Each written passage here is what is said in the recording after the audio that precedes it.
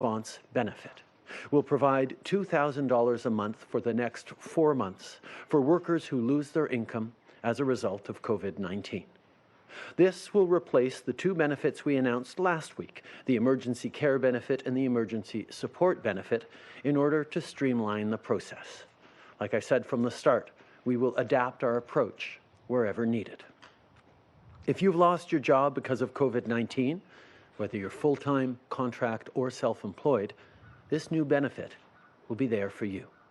If you're sick or quarantined, looking after someone sick, or at home taking care of your kids, it's there for you. And even if you're still employed but not receiving income because of this crisis, the CERB is there for you. An application portal will launch as quickly as possible, and people should start receiving money within 10 days of applying. I know people are concerned about delays. Families are worried about when they'll get help. It can be hard to get through on the line, and that is frustrating. Public servants are working around the clock while dealing with unprecedented demand and all of the same personal stress everyone else is facing. They will get to your application. Help is on the way. In order to speed things up, we're rapidly deploying workers from different departments to deal with claims. In the last 10 days, we've boosted the team by close to 13,000 people to take your calls, process your claims, and get you the support you need. And since last Monday, we've already processed 143,000 employment insurance claims. That means more money will go directly to people right across the country. We're working to get you the support you need when you need it. And if you're doing okay, there's a way you can help someone else, as an employer, a landlord, or even just a friend, so you can be part of the solution.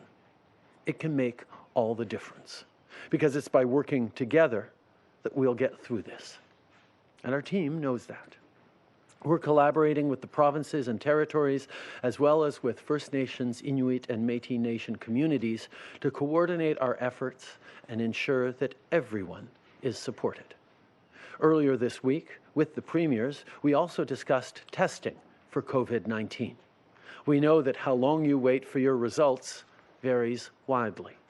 The premiers and I know we need to address that, and we are. This is something Minister Hajdu and I discuss with officials every day, and we'll continue doing what's needed to speed up results for everyone. But I also want to recognize the incredible work medical professionals are doing on this front. According to Dr. Tam, we're now testing about 10,000 people a day. That's a huge increase in numbers in a very short period of time. And it's because people across the country are working tirelessly to make it happen.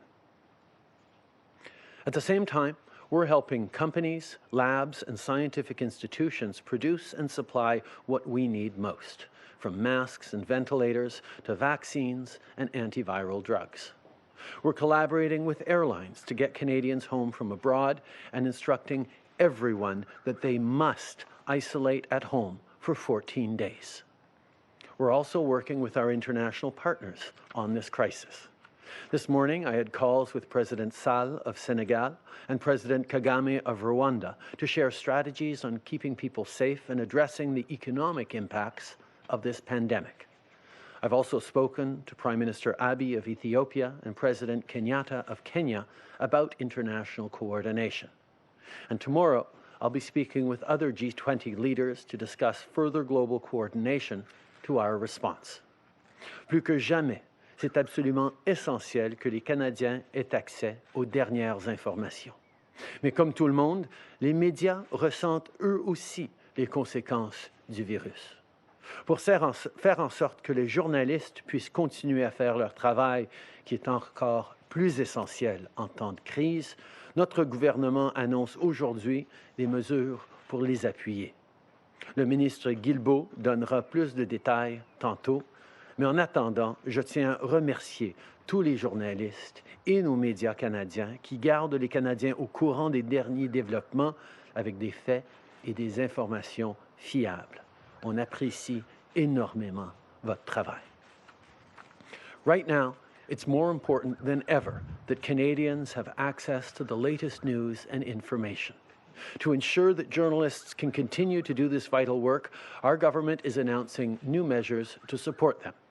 Minister Guilbeault will have more to say about this shortly, but I want to take a moment to thank our journalists and media for everything they do, today and every day. Above all, the most important way we can work together is by staying apart. Social distancing is our best tool to stop people from getting sick. I know people are seeing different graphs about how effective social distancing can be and new maps tracking the spread of this virus. Every time you turn on the TV or go online, you probably read something new. I know I do. And you'll want to know what's coming next. Today, I'll be getting the latest modeling from the Public Health Agency of Canada, and we'll discuss how to share this information even more directly with all of you. But you deserve the best information we've got about what's happening today and what tomorrow might bring, because otherwise, the uncertainty can be really tough, not just for your routine, but for your mental health, too. We're facing a once-in-a-generation challenge, and on top of that, you can't do many of the things that keep you feeling good, getting together with friends or having dinner with your neighbor. If you need help, reach out to your neighbor, to a sibling, to a friend, to a hotline. But do it from home. Don't go out unless you absolutely have to. If you're already following these rules, thank you for doing your part. If you aren't, know that you're making a dangerous choice, because ignoring these rules puts every single one of us, yourself included, at risk. Voici la réalité. Si les gens refusent de suivre les recommandations, nos médecins et nos infirmières ont plus de chances de contracter la COVID-19. Et si nos professionnels de la santé tombent malades, ils ne peuvent pas aller travailler. Et donc, ils ne peuvent pas vous soigner si vous tombez malade. Notre pays fait face à la plus grande crise de santé publique de son histoire. Nous ne pouvons pas mettre à risque les gens qui nous gardent en santé. Et ceux qui s'obstinent à voir leurs amis ou à recevoir des gens à souper mettent tout le monde en danger. Les épiciers, les techniciens d'électricité, les chauffeurs d'autobus, les agriculteurs, les éboueurs méritent mieux que ça. On doit les protéger. C'est pas compliqué ce qu'on vous demande. Restez chez vous. Si vous devez absolument sortir, gardez une distance de 2 mètres les uns des autres. Et si vous revenez d'un séjour à l'étranger, rentrez directement chez vous et restez là pendant au moins 14 jours. Ça s'applique à tout le monde. Pour passer à travers, on doit tous veiller les uns sur les autres et on doit tous faire notre part. Je sais qu'on peut y arriver. Je sais que les Canadiens sont à la hauteur de la situation. Merci. Bonjour, M. Trudeau, Louis Blouin de Radio-Canada. Je vous demanderais plus de clarté sur les échéanciers, si possible. Le 6 avril, c'est ce que M. Morneau dit, le déploiement de cette nouvelle prestation va entrer en vigueur. Pouvez-vous être précis? Qu'est-ce qui va arriver le 6 avril? Si on va mettre une plateforme en ligne, il arrive quoi là? Et selon ce scénario-là, ça veut dire qu'il y a des gens qui ne recevraient pas d'aide avant la mi-avril presque. Qu'est-ce que vous diriez aux gens qui ont besoin d'aide là, maintenant?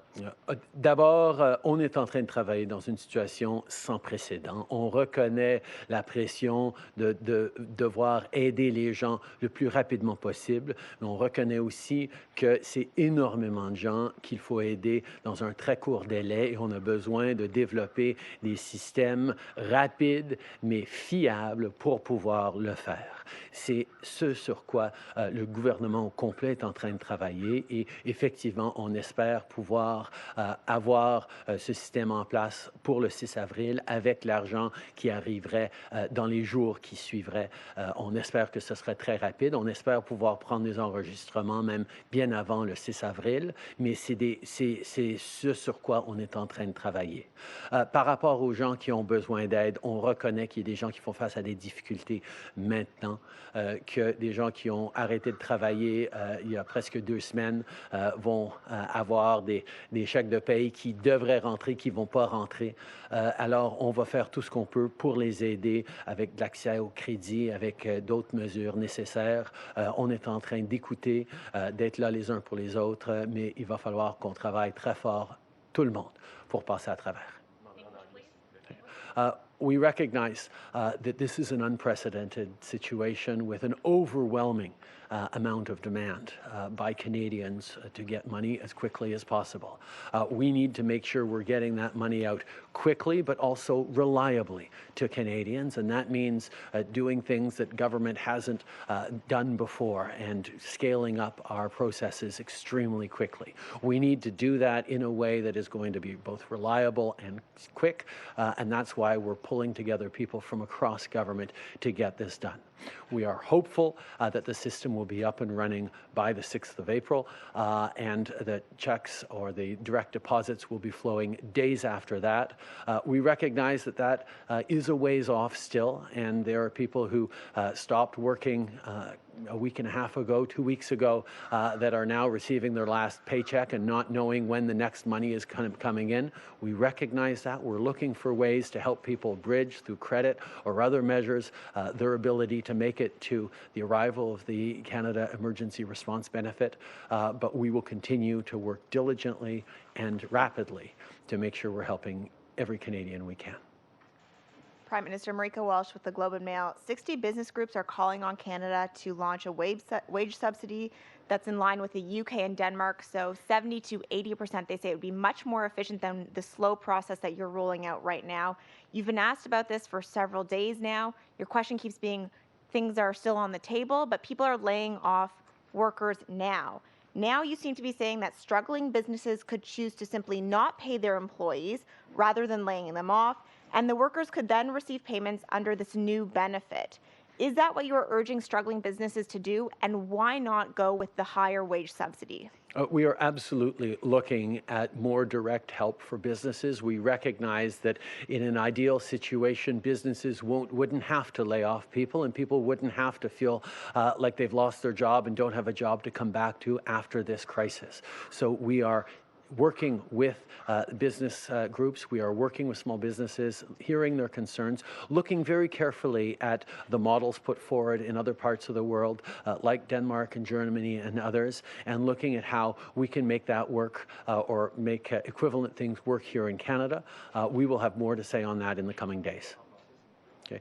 Nous reconnaissons que dans une situation idéale, les gens ne perdraient pas leur emploi à cause de cette situation, à cause de cette crise, que les employeurs ne devraient pas laisser aller des gens, et c'est quelque chose qu'on est en train d'essayer de résoudre avec eux. On reconnaît qu'il y a des modèles qui fonctionnent en Allemagne, au Danemark. On a aider plus directement par ces mesures de la prestation canadienne d'urgence, mais on sait qu'on peut aussi et on va aussi faire des choses directement pour les petites entreprises, et on aura plus à dire dans les jours à venir. Hi, Prime Minister. It's Annie Bergeron-Oliver with CTV National News.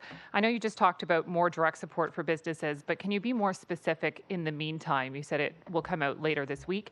There are many businesses that have already laid off people. There are people at home who cannot afford to pay their rent, and those checks are due very soon. What specific aid is available right now for people who are sitting at home who cannot afford any of their bills? Well, for businesses, we moved very quickly to make credit available for them, to help them bridge through this time, to help them get the liquidity they need at a time of crisis and significant slowdown in the economy. For people at home, we recognize that loosening up rules around credit is also a possibility. We've taken certain measures on that.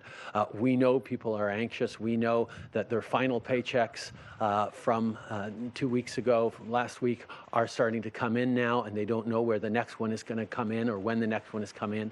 That's why the Canada Emergency Response Benefit is going to flow as a way of giving them $2,000 every month for the next 4 months so that we can get through this together. Bonjour, Raymond Filion de TVA. Monsieur le Premier ministre, vous en êtes maintenant à votre 14e journée d'isolement. Est-ce que c'est donc dire que vous en serez libéré dès demain? Et est-ce que votre conjointe a toujours des symptômes? Merci pour la question. Sophie se sent énormément mieux et les enfants et moi n'ont toujours pas de symptômes. Nous allons et nous continuons de suivre toutes les recommandations des experts en santé. Qu'est-ce que ça veut dire? Ça veut dire qu'à chaque jour, on continue de suivre les recommandations et si la situation change, on va vous laisser savoir. Good morning, Prime Minister. Janet Silver, Global News. With more than 1 million Canadians returning from overseas, especially in hotspots like Europe and New York City, why are we relying on the honor system and not using the Quarantine Act to isolate them, given we know that some people have boarded flights with symptoms just so desperate to get home? It is extremely important that everyone returning to Canada isolate themselves for 14 days. This is a measure that will both keep them safe and prevent further spread of coronavirus through Canada. This is something that we require of every single Canadian coming to this country. We will continue to tell people that. We will continue to highlight that. We will continue to require that of anyone coming into Canada, that they isolate at home for 14 days in order to protect everyone in the country. How can you require it if it's not mandatory? It is required for people to stay at home for 14 days. But it's not mandatory. Olivia Stefanovich, CBC News. Prime Minister, we've learned that sick Canadian travelers are masking COVID-19 symptoms to get through airport screening. Why does Canada not test temperatures, screen air passengers for fever, or use thermal screening at airports? Should there be thermal screening and consequences for those who mask their symptoms? We recognize that there are many concerns about passengers returning to Canada, which is why we're asking people to immediately isolate as soon as they get home. It is a requirement. We also know that there are different countries using various technologies, and we will continue to look at what is the best way to keep Canadians safe. There have been a lot of discussion around thermal screening and taking temperatures and spot checks. One of the lessons learned from SARS is that it is simply not as effective as the way people would like it to be, and it can sometimes give a false sense of assurance. This is what the best medical advice and best science advice we are getting is, but we are always open to hearing stronger or different science that says, or different recommendations that say it's worth, but we will make sure that what we choose to do, how we choose to deploy our resources are in the right way to actually help Canadians and actually arrest the spread of this virus. But Prime Minister, should there be testing and should passengers who are returning to Canada, should there be consequences for those who mask their symptoms? And should these passengers also be forced to sign a document to make sure they self-isolate? How can you ensure that? We know that people need to isolate when they land in Canada. They agree to an attestation in their processing when they arrive that they will self-isolate for 14 days. That is an important thing. And Canadians with symptoms will not be allowed to board flights coming home. That is a difficult measure, I know, for many people, for many families, but we need to make sure we're doing everything we can to keep Canadians safe. But some passengers are masking their symptoms. What are the consequences for that? Okay. We will continue to do what is necessary and have been explaining to people what it is they need to do in order to keep themselves safe and keep Canadians safe. On va maintenant passer aux journalistes sur la ligne. Modératrice, c'est à vous. Merci. Thank you. If you have a question, please press *1 on your telephone keypad. Si vous avez une question, s'il vous plaît, appuyez sur étoile 1 maintenant. The first question is from Lavon Savance from Radio-Canada International. Please go ahead. Votre ligne est ouverte.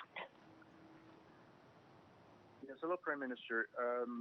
Canada, when you came to power, you announced that Canada is back. The United Nations is asking for $2 billion in emergency funding for COVID-19.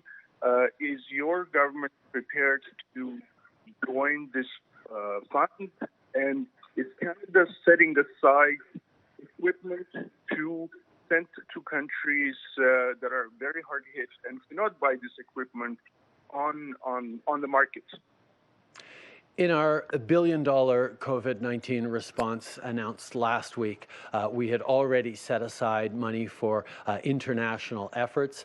We, of course, will work with the UN, continue to work with international partners on financial support to ensure that we can respond to this global pandemic with global resources. Canada will be there to participate.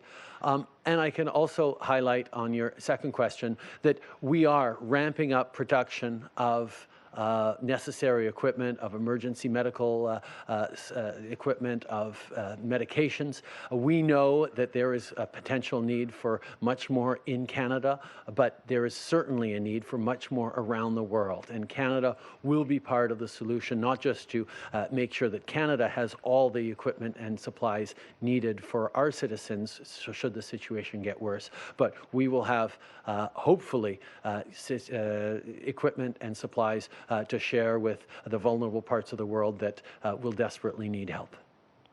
Merci. Prochaine question. Thank you. Merci. The next question is from François Carabin, Journal Métro. Please go ahead. Your line is now open. La parole est à vous. Bonjour, M. Trudeau. François Carabin, du Journal Métro à Montréal. On a mentionné hier au gouvernement du Québec qu'on aurait encore quelques semaines là, avec, par exemple, des masques, des écouvillons, donc du matériel médical pour soigner les gens atteints de la COVID-19. Par contre, sur le terrain, l'écho est un peu différent. Il y a des infirmières qui craignent de ne pas avoir assez de matériel médical. Je me demandais ce que vous pourriez garantir aux provinces en termes de, afin de fournir le matériel médical nécessaire pour soigner tous les patients. Merci pour la question. C'est quelque chose dont on a discuté assez longuement sur mon appel avec tous les premiers ministres. On reconnaît que les besoins sont différents à différents moments à travers le pays. Nous allons faire ce qui est nécessaire pour pouvoir s'assurer que chaque endroit ait l'équipement nécessaire pour répondre aux besoins à l'instant auxquels ils font face. On a des produits, de l'équipement à travers le pays qu'on peut essayer de partager, mais il va falloir qu'on continue à faire les efforts qu'on est en train de faire pour augmenter le nombre, le montant d'équipements et de produits essentiels que nous avons. Et c'est exactement ce qu'on est en train de faire. Mais plus de coordination entre les provinces, entre les différentes juridictions, va s'assurer qu'on puisse répondre aux besoins des Canadiens où qu'ils soient dans le pays. Merci beaucoup. Dernière question. Thank you. Merci. The next question is from Justin Ling from Freelance. Please go ahead. Your line is now open. Votre ligne est ouverte. Hi there, Prime Minister. Last week I asked you about the possibility of reducing the prison population to help combat a potential spread of COVID-19. Since then, I've heard from prisoners, inmates, and guards who have said that prisons are not ready, that their release is not being contemplated, that there's not enough soap, that sanitary conditions are even worse, and that guards are being allowed into the prisons even after returning from abroad. What, if anything, are you going to do to continue reducing the risk in Canada's federal institutions, and is releasing inmates, nonviolent offenders, on the table? We recognize that the incarcerated population is at greater risk of contracting and spreading COVID-19. That is why we are working closely with Corrections Canada to ensure that we're looking at a broad range of measures to keep both those who work in our correctional facilities, but also those who are residents there, to make sure that we're doing things that will keep them safe. I have said multiple times, we are not taking anything off the table in terms of options in order to keep Canadians safe, and we will continue our discussions with Corrections Canada to look at options and to look at ways that we're going to keep people safe right across the country, wherever they be. Je vous remercie beaucoup. C'est qu'est-ce qui mettra fin à la conférence de presse d'aujourd'hui. Merci tout le monde. Thank you. Merci.